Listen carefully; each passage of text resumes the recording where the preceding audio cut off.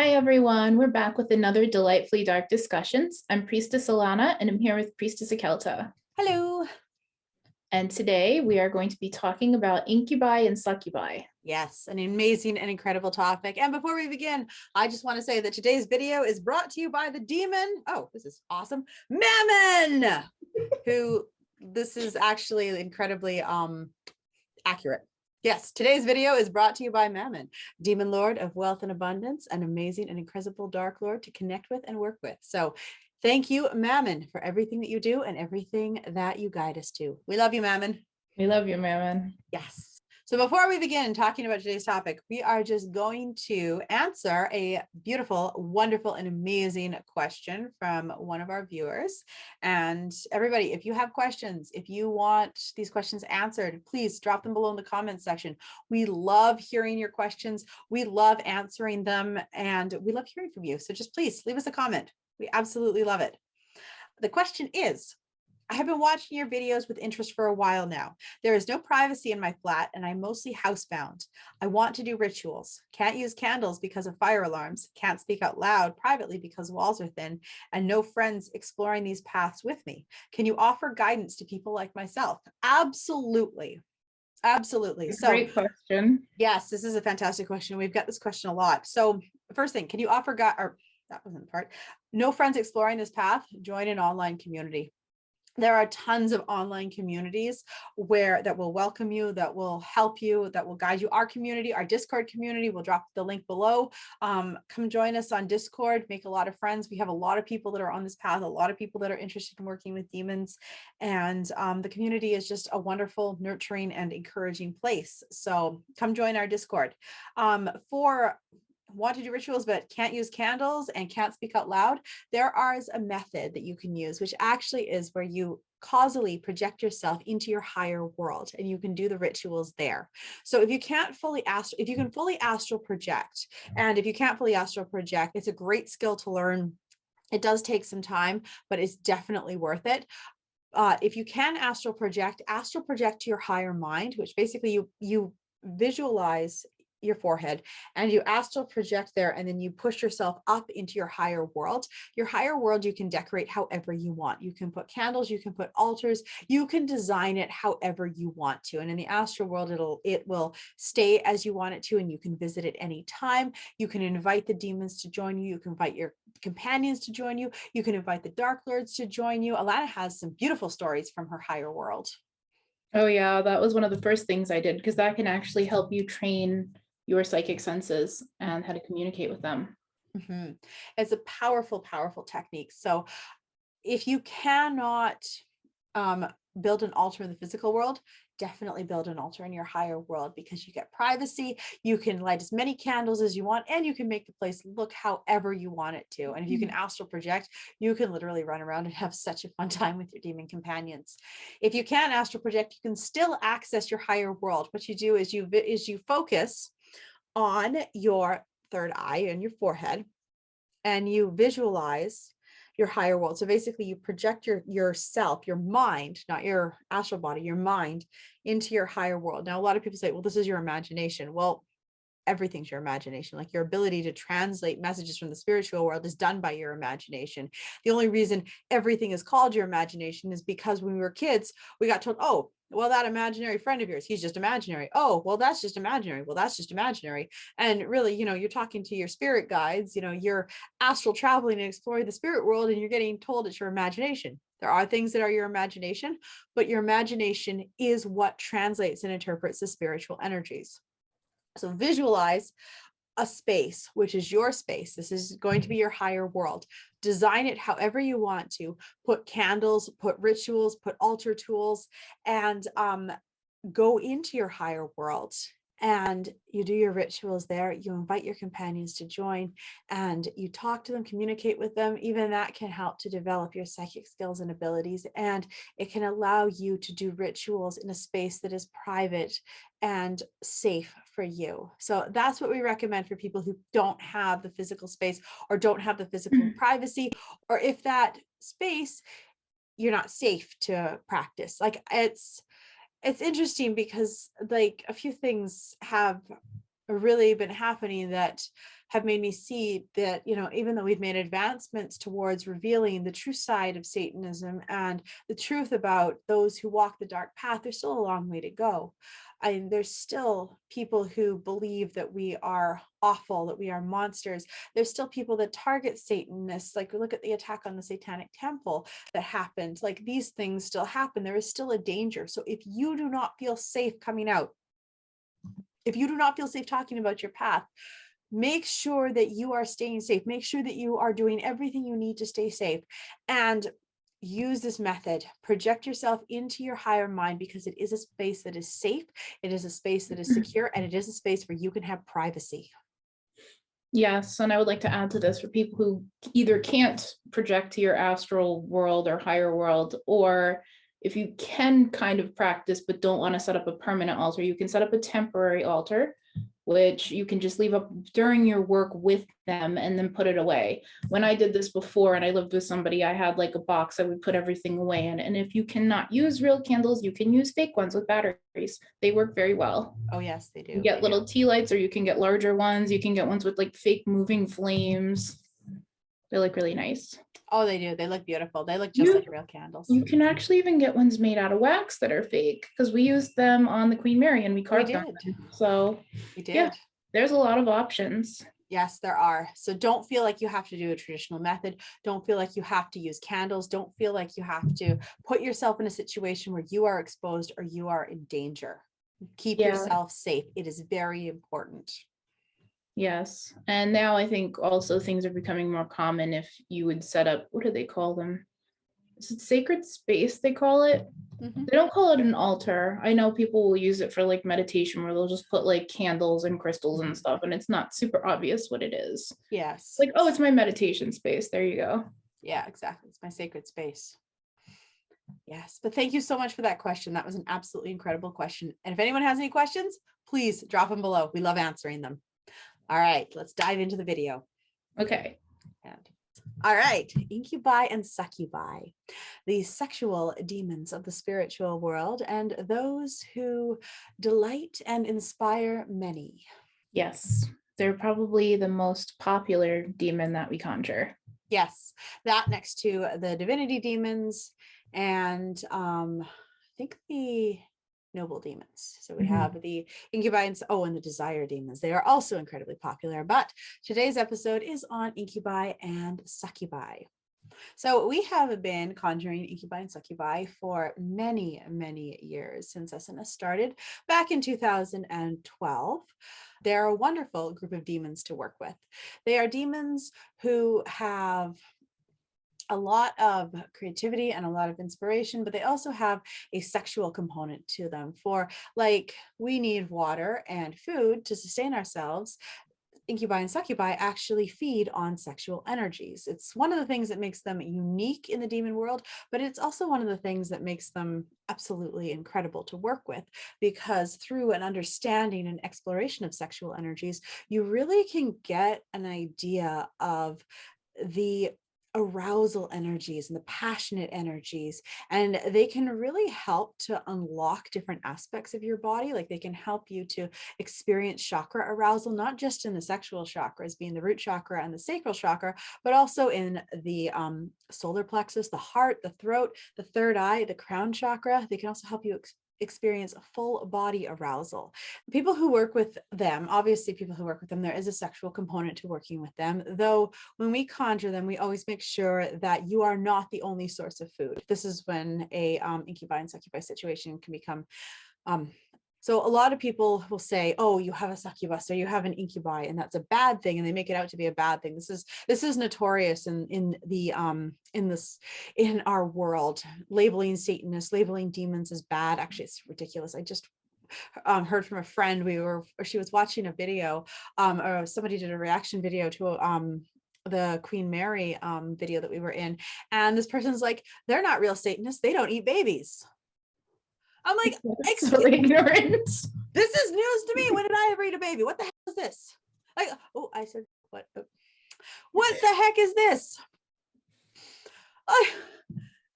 This is how we're portrayed still to this day, as baby eating monsters. Apparently. Yes.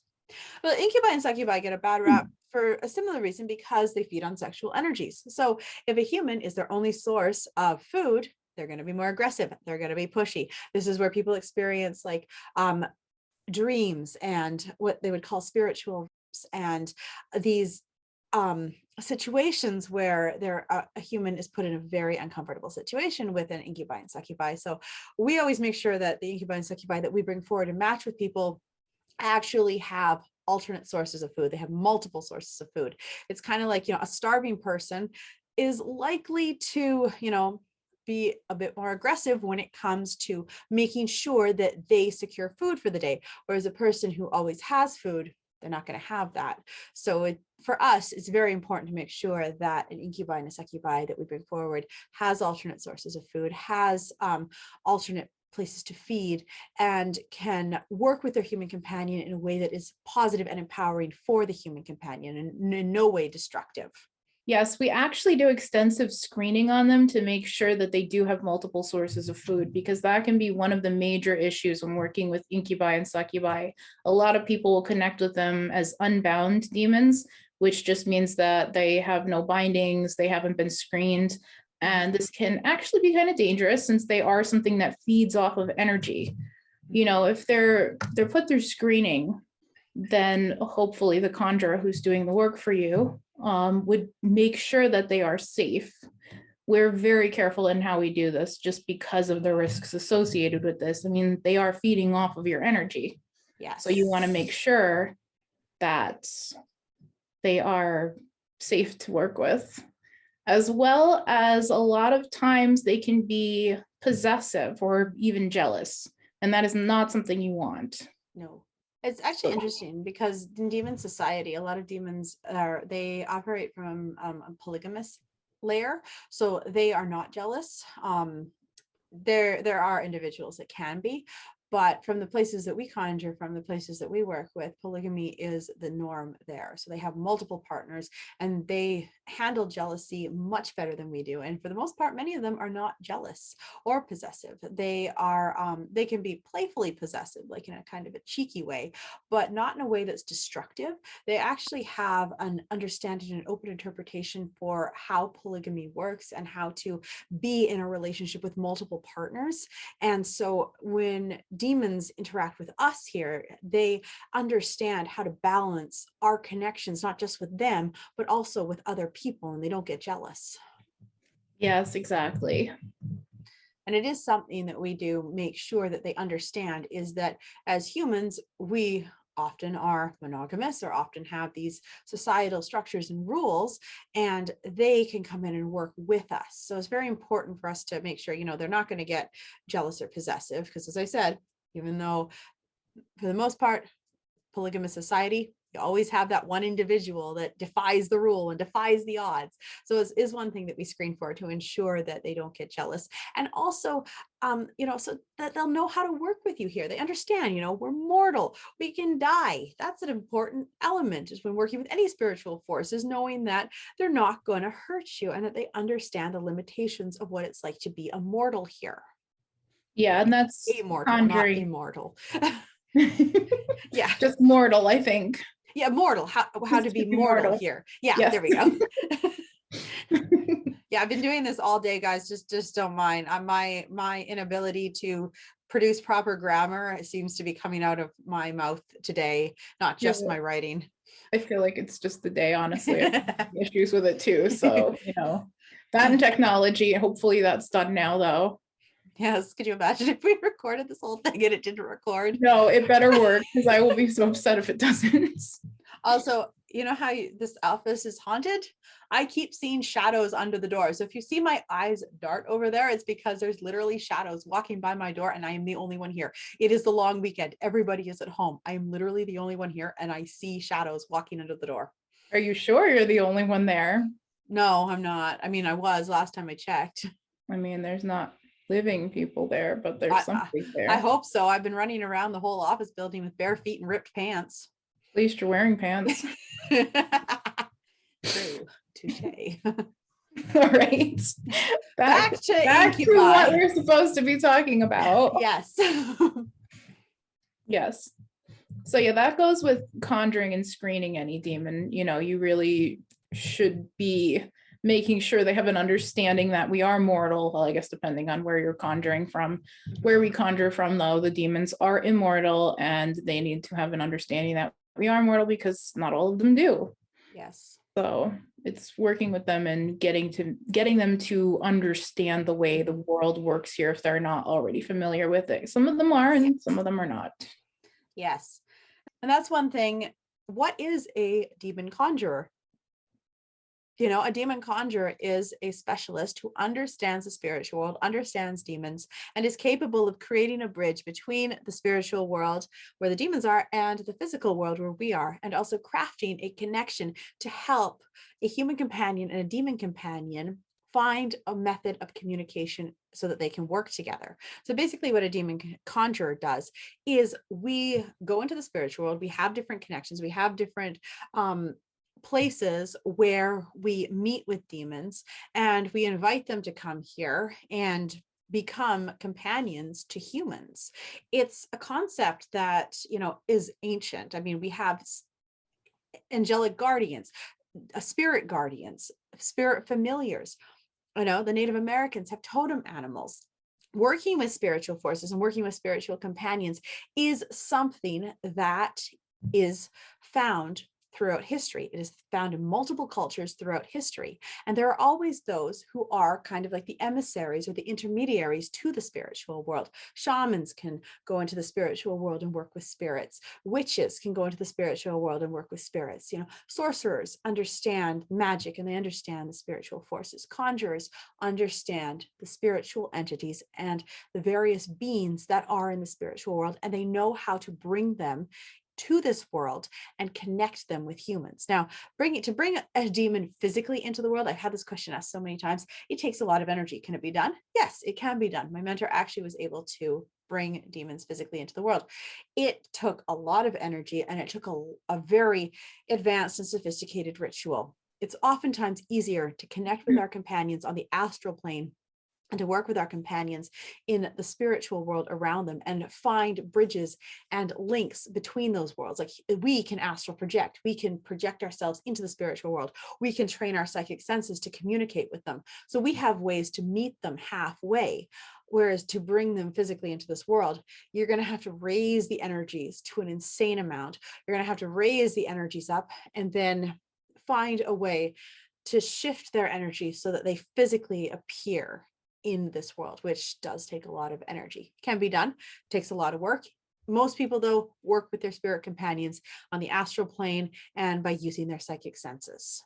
Yeah, that's very advanced. And before, you know, you even get to that point, before you even start conjuring, you should be working on your spiritual foundation if you have not, and you should be able to banish. Yes. If you cannot banish, because if you bring something through that's not what you want, you need to be able to get rid of it. Yes. You have to be able to control the energies in your space. And even still, I have had situations where I've been hurt pretty fast. And I have, before I had time to banish and clear out the space, I've had different beings come through that are not nice, that are actually quite dangerous and hurt me. I've had my arm sliced open. I've had the nastiest one happened in 2019, where I actually all the blood vessels in my wrist got ruptured, and I had this massive bruise, and I couldn't move my hand for a couple of weeks. It was beautiful. It was absolutely beautiful. It's dangerous work, because when you bring something through, you have to know what this entity is. You have to know what they are. You have to understand how to screen an entity and figure out if it's safe or if it's a threat. And if it's a threat, you have to be able to remove it from your space before it creates an attachment to you. Yes, and ᴜᴜᴜ actually did train me to conjure. And before she let me conjure demons, she told me I had to conjure something else that I had a spiritual connection with. So I actually started by conjuring dragons. And that was just to get used to the whole conjuring process, because demons are entirely different to conjure. There's a lot more things you have to be aware of while you're attempting to conjure demons, just because so many things pretend to be demons that are not demons. You really should have a handle on how to screen energies, how to scan, how to determine if something is there. Like you should have your psychic senses awakened and working. Mhm. You shouldn't just be like, oh, I'm going to conjure a demon today, even though I can't hear or see anything. And you don't know what's come through or if the method you used worked. And people have had really bad experiences. Mm-hmm. And the conjuring methods we have, we're continuously working at revamping them and refining them and adding different components to them, just because, you know, things happen, things come up. Conjuring for yourself is very different than conjuring for other people. There's a lot of things to take into consideration when you're conjuring for other people, and a lot of elements that you have to make sure are safe before you bring something through for another person. So we're constantly working at refining our methods and making them safer. And like with Incubi and Succubi, we have a bunch of rituals that we do to bring them through, to make sure that they are safe, to make sure that they're not going to suck all the sexual energy out of their human companion, to make sure that they're not going to harm their human companion, to make sure they're not going to be jealous and harm their human companion's spouse. These are all things that we consider when conjuring. These are all things that we look into and make sure. So that's one thing, you know, the demons that we work with, we make sure they are not jealous. We make sure that they are not going to harm you or harm your significant other or anybody that you care about. Yes, exactly. And now back to the topic of incubi and Yes. succubi. What else would you work with them for except for the obvious? So Incubi and Succubi, there's sex magic. Now, sex magic is absolutely incredible. It's basically harnessing the energy of orgasms to raise the energies, to manifest, to cast spells, to amplify your spells, to amplify your rituals, and to shift the world around you. Now, a lot of spell work is basically raising the energies, raising the vibration so that you can bring changes to the world around you. You're basically raising the energies, programming that energies and sending that energies out so that that energy can go forward and shift the world around you. Now with sex magic is where you use the energies of an orgasm, which is an energetic release within the body, to raise the energies. You harness the power of the orgasm and you amplify the results of your spells. You amplify the effectiveness of your spells with this energy. So in Incubi and Succubi, being experts in sexual magic and in sexual energies, what they can do is they can actually come in and help raise that energy even more. So they can help with spell casting, they can help with sex magic, they can help with using sex magic to get different results that you want. They can also help with because they have the ability to remove energy from you and consume energy, they actually can help you with energy blocks, especially sexual energy blocks. If you have any pain around sex or any experiences in your past that were very traumatic, Incubi and Succubi can actually help you to remove those blocks and help you heal. A lot of people, when they have abuse, they experience traumatic pain from that abuse. And what I mean by that is somebody who has been abused or has been assaulted, they will actually develop energy blocks in the areas that they were assaulted, and that will create pains in the body. So a lot of times people have these excruciating pains. They have problems in the area that they were abused. And so an incubi and succubi can actually help you to work through that and can help you to release those blocks and also find healing from those pains. So they can be very comforting, they can be very nurturing, especially in those areas, and helping you to heal from that, because they themselves oftentimes we are shamed. We are shamed for our sexuality. We are shamed for so much around sex. Like everything around sex is shamed. And so incubi and succubi, when they work with you, they can help you to release that shame, and they can also help you find the source of that shame, because they don't have shame around it. It is so natural to them. It is just so a part of their world that they can help you to heal that shame, and they can help you to release that, so that you can kind of transform and find empowerment within you. You can find empowerment from your sexual energy. You can find empowerment from your sexual expression. You can find empowerment from your sexuality. It's something that they can help with, is that healing and that uncovering of your sexual identity. So they can also help with healing all the chakras and finding arousal in the chakras. So oftentimes when we are born, we are literally, and I'm not talking about sexual arousal, I'm talking about arousal. Arousal is being in a state of awe and wonder for the world that is around you. Like when you see something beautiful, like a work of art, you're taken in by it. That is a state of arousal. When you smell a flower and it fills your body with sensations, that is arousal. Now, arousal, we are actually told to not be aroused by things. We actually have arousal shut down. The only arousal that we are societally allowed to have as adults is sexual arousal, which is why there is such an emphasis on sex in the sacral chakra. But really, every single one of the chakras can be aroused. Every single one of the chakras has the potential to experience different forms of arousal. You can be aroused by a book. You can be aroused by a painting. You can be aroused by a beautiful landscape. You can be aroused by absolutely anything. You could just be aroused by breath, like just taking in a deep breath, and like you can actually open up the energies of your chakras and experience chakra arousal in that way.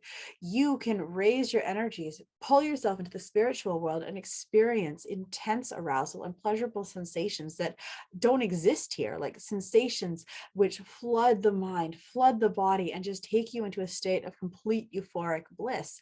This is all from various states of arousal. This is all from learning to work with the energies within you. And this is all from really learning to release energy blocks and to allow the energies to flow freely within you. And incubi and succubi can help with that. They can actually help you to experience chakra arousal in every single one of your chakras and in every single part of your body. It doesn't even have to be sexual arousal. It can be arousal for life, arousal for food. You can have arousal for food. If you've ever eaten anything, it's just so good. Like that is arousal. It's beautiful. It's a beautiful state. And when you're present with yourself and just experiencing the world around you, you can really open up your energies to such incredible pleasures. They can also help you to be present. Incubi and succubi are very good at helping you to stay grounded and present in the world around you. Yes, and because they are ones that work with the lower chakras a lot and those energies, they're also wonderful for creative activities and manifestation. Yes. And you can use sexual magic as well to boost that. Oh, yes. Sexual magic and manifestation, they go together like lobster and butter. They are, it's such beautiful energy. Yes, incubi and succubi, they can help with using passionate energies in the root chakra, the fire energies in the root chakra, to manifest, to create, to craft the world around you. The fiery energies of your being can actually cut through the obstacles that are before you. They can cut through all that holds you back. And incubi and succubi can show you how to arouse the energies of the root chakra and awaken those fires, awaken those creative forces. And then you can blend that with sexual magic and sexual energies and manifest, shift, and create the world around you. So they are fantastic at working with that. They are absolutely fantastic with manifestation. So another area that incubi and succubi are very skilled in is removing people and banishing them from your life. They can make other people very uncomfortable by draining their energies. So if people are getting too close to you, if there's somebody that you just want to leave you alone, they can actually drain their energies. They can drain the energies of those who have wronged you. They can drain the energies of those who have hurt you, and they can push them away from you. So they're very good at banishing and very good at helping you to set up good boundaries for who can come into your space. That's another thing they're really good at, because a lot of the ones that we screen, they understand boundaries, because that's really important to us, because in their world, because sex is a form of food, sometimes those boundaries can get crossed. Sometimes those boundaries can be pushed, and that's not a good thing. That's not a good thing. So one thing that's very important to us on this path is consent. So we always make sure that our companions understand consent.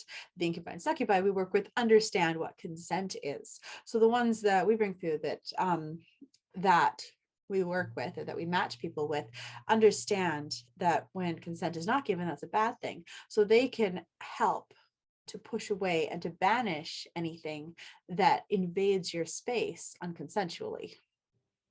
Yes, they have a really strong grasp over energy work as well, generally moving energies. So Yes. draining energies, repelling energies. I think you already mentioned clearing blockages and things like that. Yes, and many of them have soothing energetic qualities where they can actually relax you and rejuvenate you. Many of them give incredible energy massages, and they can do deep energy work and give deep energy healing treatments to their human companion. Many of these treatments are incredibly relaxing, they're rejuvenating. So sending these energies, sending these currents into their companion to create a euphoric sensation, they can enhance the sexual energies and the sexual pleasures within their companion. So when you are working with an incubus or a succubus, they can actually enhance your own passion and your own ability to feel passion and pleasure. So they can raise that vibration, that energy within you, and they can help you to feel pleasure. And they can take pleasure to a whole nother level. Like they just have an ability to stimulate our body in ways that are just absolutely phenomenal. So yes, they can amplify pleasure, they can amplify the pleasure in their companion, and they give incredible energy massages. And if you can astral project with your succubus or incubus, it's just a beautiful time. It's an absolutely wonderful and amazing time, and they can flood your body with passion and pleasure and give you astral massages, and they're just wonderful and absolutely amazing to work with. Yes, and a lot of them have a deep understanding of the emotions as well. Oh, yes. They do have an incredible understanding of our emotions. They can be very empathetic and they can help us through a lot of challenging times, especially when it comes to shame and trauma and pain and just feeling judged, like feeling like we're judged, because they themselves just have this freeness to them. They have this understanding of, expressing themselves. They're not shameful. Demons are not shameful beings. They are very loud and proud about who they are. And so when we suffer from shame or when we suffer from painful emotions, they can be there, they can help us through them, and they can help us to overcome them and help give ideas and insights and wisdom to help us to feel better, to integrate these emotions into ourselves and to find the healing that we need. Yes, exactly. All right. Well, I think that covers everything for today on Incubi and Succubi. They're amazing. They're incredible. They're a beautiful demon to work with. If you want one conjured for us, we'd be happy to do it for you. We'll leave the link to our store down below, as well as a link to our article on Incubi and Succubi for you to read, and also to Asmodeus, who is a king of Incubi and Succubi. He's absolutely amazing to work with and an incredible and fantastic Dark Lord. But we will end there today. So thank you so much, everybody, for joining us. Thank you, everyone. If you guys have any questions, comments, want to see something else, just drop it in the comments below. And we hope to see you again soon. Yes. And please, if you love our content and want to support our work, please give this video a like, subscribe to our channel, and hit that little bell button so that you can always be notified when a future video is coming down the pipeline. We will say goodbye for today. We hope you have an amazing and demonically inspired week, and we will see you next week. Bye, guys. Bye.